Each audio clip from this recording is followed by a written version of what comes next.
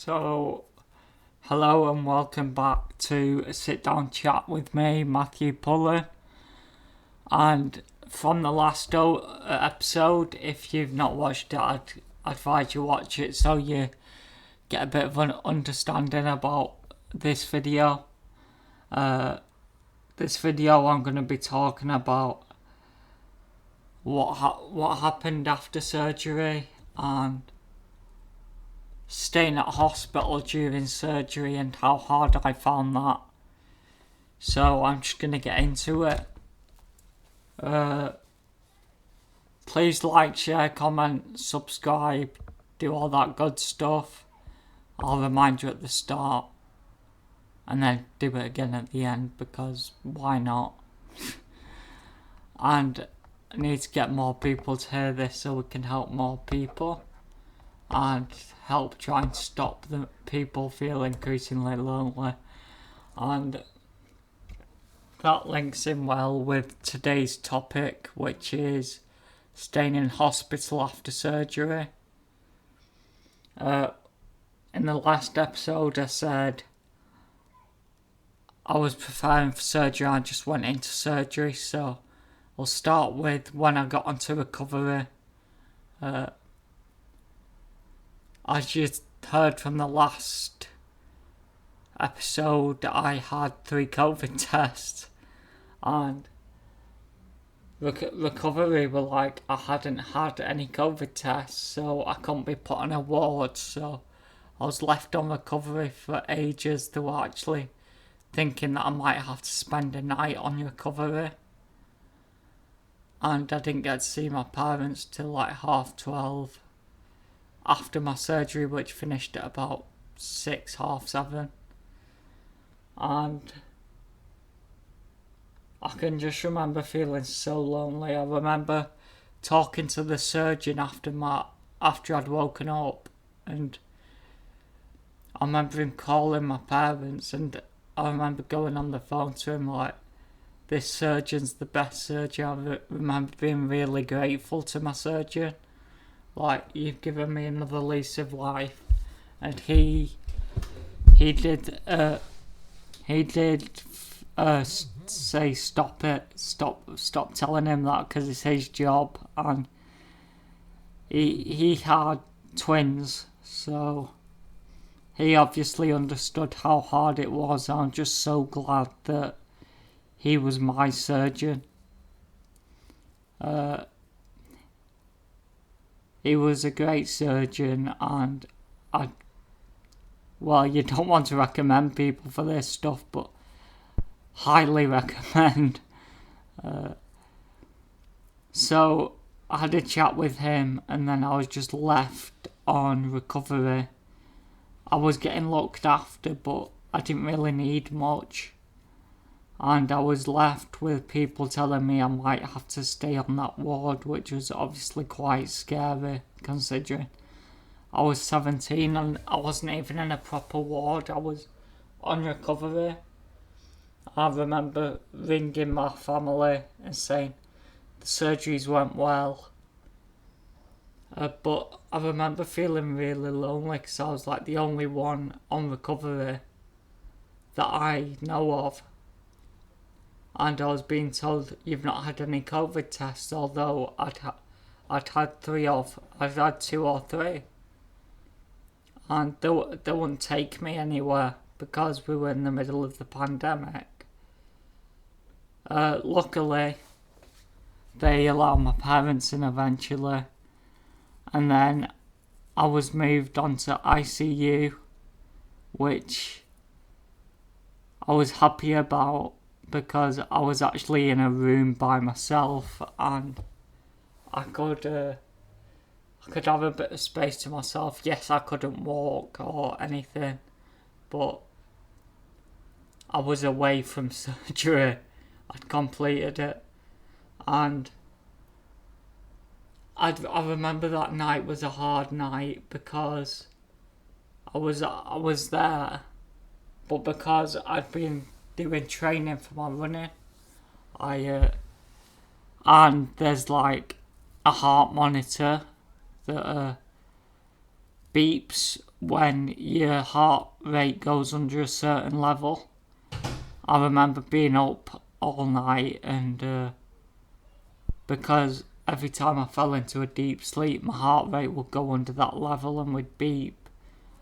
So I'd wake up and be really tired, and that was a hard night. And I remember being told I had a MRI scan at 7 o'clock in the morning. So that was hard. I also remember being told that because I didn't need many painkillers or anything, I was too well for the ward. And that felt so weird. All the staff was so nice, and it was just really good. It was a nice place to be for the time. I tried to get some sleep, obviously couldn't. Came in at about 6-7 in the morning and said, your scan's been moved to 11 o'clock. And I just felt like, because I was ready for the scan. But it had been chucking it down overnight and the scanner had flooded, so I don't blame them not doing it. When I went for the scan at 11, I was like, can you take the catheter out, which helps you wee and stuff. They were like, after the scan, which was lucky because it was about a 2-hour scan. And I remember just going up there and thinking, what do I look like on this stretcher now? Because I remember going about a week or two before when I had a scan and looking at someone, not nastily, but with curiosity, looking at someone in a bed thinking, you're not well, what's wrong with you?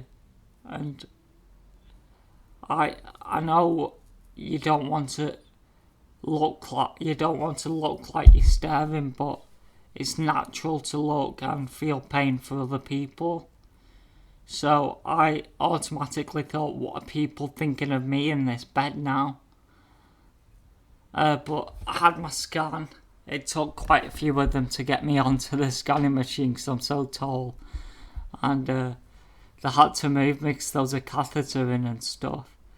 I remember being picked up then. I remember them going and scanning me. And it was really cold, but 2-hour scan's not bad. I probably had a quick sleep in the MRI machine as well because it didn't feel too long. And after that, I went back to the ICU. I was actually like, we got back and I tried to walk, and it didn't go well. I didn't end up on the floor. I ended up on a seat, but it was quite funny because I was walking. The nurse was like, he said, be careful. I obviously didn't listen, being me, and my blood pressure really dropped. I remember just feeling cold but hot at the same time. It was really weird. Well, it didn't kill me. What did they say? What doesn't kill you makes you stronger, eh? And it didn't kill me. I was happy. And then my parent, then I got the catheter out, and I was so happy to get that out. It's such a relief.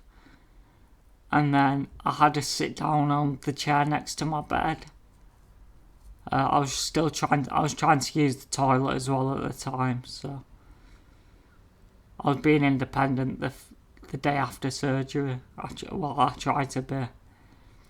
And then my twin brother and my dad came in until I was moved to the head ward at the hospital I was at, which was hard because I was put on an adult ward, and obviously being 17, I'm not an adult, and I don't class a child either, so we need to get something to bridge that gap, because let me tell you, it's not very nice.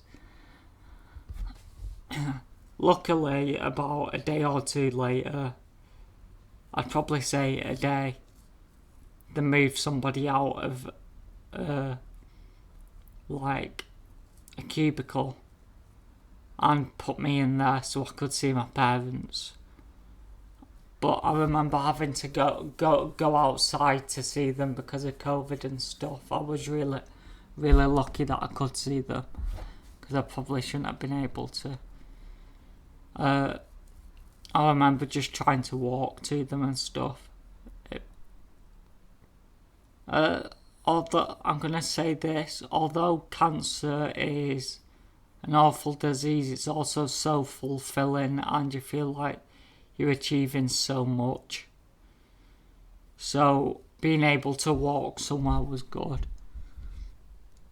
and completing like a physio session with a few physios was really nice, because you feel like you've achieved something in that day. I also I've told you the highs, now I'll tell you the lows. I felt really lonely on that ward. Like, I had no one. Although I was phoning people and talking to people, it felt like I had no one, and I would go to sleep crying because I found it so hard to process that I was somewhere by myself as a 17-year-old boy. Without, although the nurses were lovely, they can only care for you for a certain amount of time because they've got other patients, and I accept that.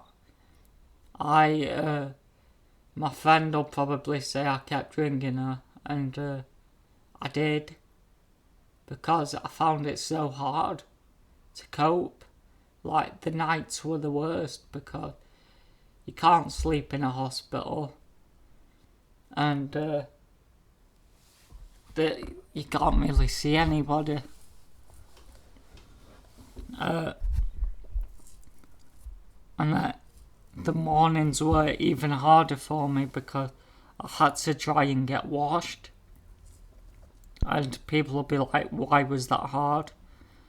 That was hard because they were like, you're at risk of falling, someone needs to clean you, and being a 17-year-old boy who's just got his independence, I found it really hard for someone to have to walk over to the toilet with me. I'd need to press a button to get to the toilet, so somebody could help me get there, or get to the bathroom, somebody to wash me. I was like, I'm nearly a grown man, and you're having to help me wash. You're having to wash me. I was like, I hated it. So I always strived to be able to do things myself, and not being able to was really hard.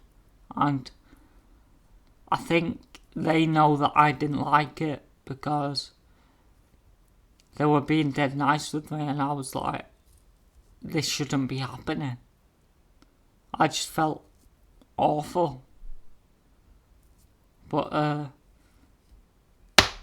I also had a few physio sessions and OT sessions. They were gonna let me out on the Friday, but my local support system didn't work, and I was left in for another 2 days. So that'll be 5 or 6 days in a hospital altogether. And to sum up the whole thing, I'll just say it's an experience, and if you get lost within the cracks like me, it can be hard to adapt to. So that's it for this podcast. I've tried to cover as much as I can in a short amount of time. Thank you for listening. Please like, share and subscribe to the channel, and remember that life's terminal and it's our job to live it.